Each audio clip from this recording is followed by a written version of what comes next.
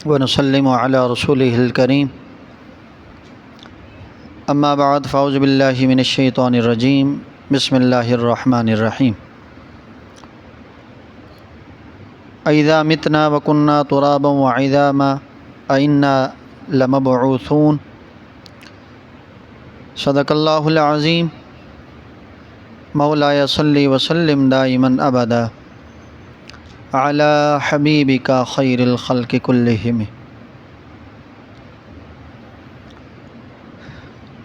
کیا جب ہم مر جائیں گے اور مٹی ہو جائیں گے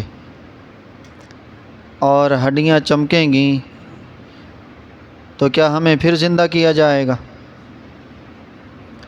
یہ سورہ صافات کی آیت نمبر 26 آیت نمبر 16 تھی، جس کی تلاوت اور ترجمہ آپ نے سماعت فرمایا، اور انشاءاللہ آج کا درس آیت نمبر 25 تک ہوگا۔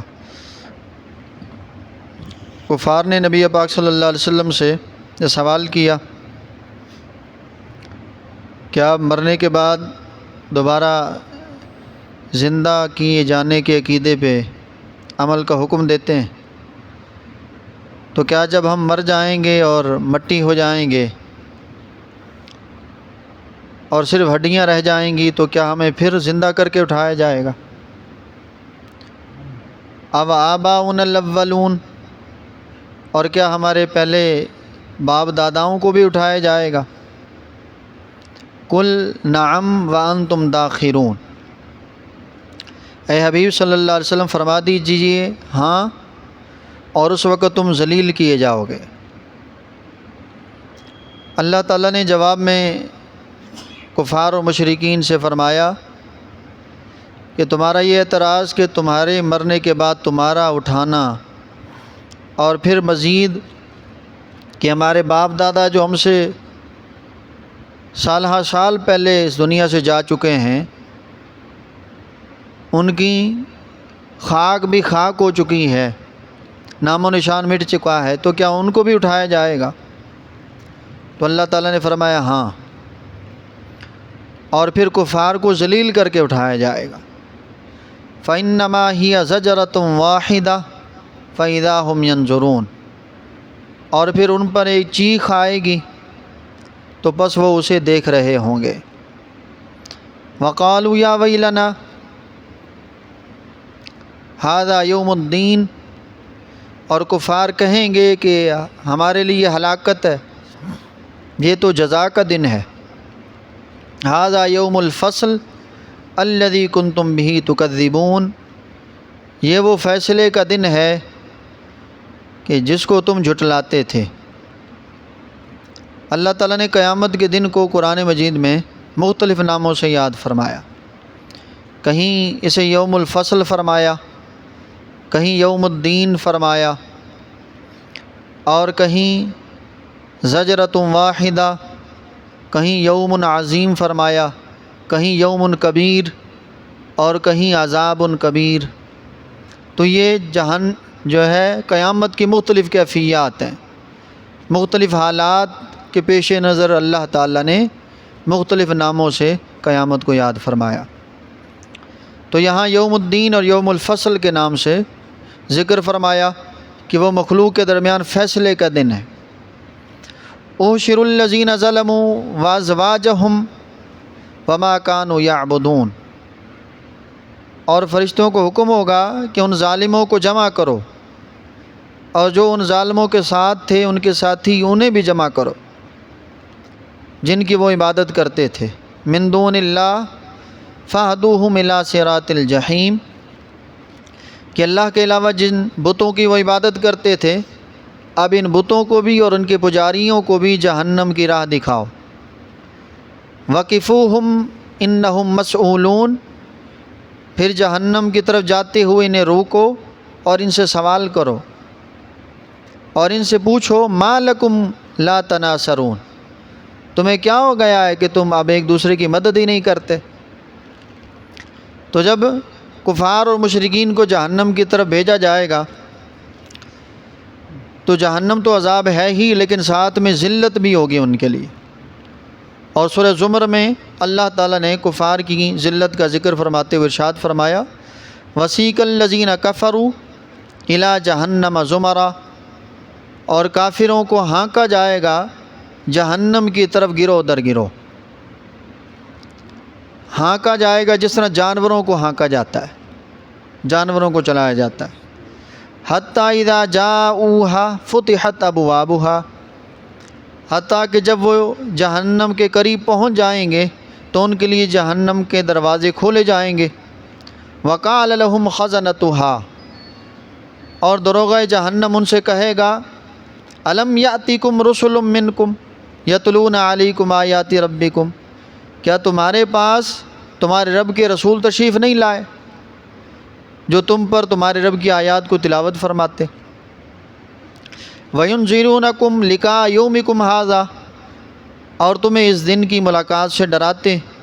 قالوا بلا، تو کفار خود کہیں گے کیوں نہیں، ہمارے پاس رسول بھی تشریف لائے، انہوں نے اللہ کی آیات بھی بیان فرمائیں، اللہ کی نشانیاں بھی دکھلائیں، لیکن ہم نے اللہ کے رسولوں کی بات نہیں مانی۔ ولیکن حقت کلمۃ العذاب علی الکافرین، اور کافروں پر عذاب کا کلمہ حق ہے جو ہو کر رہنا ہے۔ تو اللہ تعالیٰ کی ذات پھر انہیں عذاب میں گرفتار فرمائے گی، تو یہ انہیں جہنم کی طرف جانے سے پہلے دروغہ جہنم بھی سوال کرے گا، اور یہ ان کے لیے ذلت ہے۔ جس طرح جنتی جب جنت کی طرف جائیں گے تو جنت کے دروازے پہ جو پاسبان دربان ہوں گے وہ انہیں سلام کریں گے، سلام کرنے کے بعد خوشخبری سنائیں گے، کہیں گے کہ تمہاری عظمت کو سلام ہے، جو تم زندگی گزار آئے ہو زندگی پہ بھی سلام ہے، کہ جب تمہیں خواہشات کھینچتی تھیں لیکن تم خواہشات کو قربان کر کے اللہ اور اس کے رسول کی اطاعت کرتے تھے، تمہیں سلام ہے۔ جب تمہیں دنیا کی لذتیں اپنی طرف متوجہ کرتیں پر اللہ کا خوف تمہیں گناہوں سے روکتا تھا، ایسی پاکیزہ زندگی گزارنے پر تمہیں سلام ہے۔ اور جب تم اللہ کے خوف سے اللہ کا بلاوا سن کے اللہ کے گھر میں آتے تھے، اپنی مصروفیات ترک کر دیتے تھے، اور اللہ کے گھر میں جب بیٹھتے تو تمہیں سب کچھ بھول جاتا تھا، تو ایسے پاکیزہ وقت پہ پاکیزہ جگہ پہ رہنے پہ تم پہ سلام ہے۔ تو جس طرح جنتیوں کے لیے سلام ہوگا، اس طرح جہنمیوں کے لیے ذلت ہوگی، کہ جہنم میں داخلے سے پہلے بھی فرشتے انہیں سوال کر کے کہیں گے کہ تم نے اپنا وقت برباد کیا، اللہ کے رسولوں کی تعلیمات پہ عمل نہ کیا، تو اس کا انجام یہی ہے کہ آج تمہیں جہنم کی طرف ہانکا جا رہا ہے۔ تو یہ آخری آیت وقفوہم انہم مسئولون، کہ انہیں ٹھہرایا جائے گا اور پھر ان سے سوال کیا جائے گا۔ تو بزرگان دین فرماتے ہیں کہ سوال سب سے ہوگا، مومنین سے بھی، کافرین سے بھی، کافرین سے کفر کا اور مومنین سے نعمت کا۔ نبی پاک صلی اللہ علیہ وسلم فرماتے ہیں کہ ہر مسلمان سے چند چیزوں کا سوال کیا جائے گا۔ سب سے پہلا کہ تم نے مال کہاں سے کمایا اور کہاں خرچ کیا، کیسے کمایا اور کیسے خرچ کیا۔ پھر سوال ہوگا کہ تم نے علم حاصل کیا تو اس پر عمل کیسے کیا یا نہ کیا۔ پھر سوال ہوگا کہ تمہیں عمر دی تھی، تم نے اپنی زندگی عمر کہاں صرف کی ہے، کہاں خرچ کی ہے۔ اور پھر سوال ہوگا کہ تمہیں طاقت اور جسم عطا فرمایا تو تم نے اپنی صلاحیتیں کہاں صرف کی تھی۔ تو ہر مسلمان سے بھی سوال کیا جائے گا، اور حتیٰ کہ نعمتوں کا بھی سوال ہوگا، جو اللہ تعالیٰ نے سورۃ تکاثر میں ارشاد فرمایا کہ ثم لتسألن یومئذ عن النعیم، اور اس دن ضرور بھی ضرور تم سے نعمتوں کے بارے میں پوچھا جائے گا، سوال کیا جائے گا کہ ہم نے تمہیں یہ نعمتیں دی تھیں، تم نے انہیں کہاں اور کیسے خرچ کی ہیں۔ اور پھر بتایا جائے گا کہ یہ بتاؤ کہ اتنی نعمتیں ملیں اور یہاں خرچ کی اور کیوں کی۔ ہم تو دوسرے دن کا کھانا نہیں بتا سکتے کہ ہم نے کیا کھایا، تو ساری زندگی میں جو خرچ کیا ہے، جو استعمال کیا ہے، وہ اللہ تعالیٰ کی بارگاہ میں جواب دینا ہوگا۔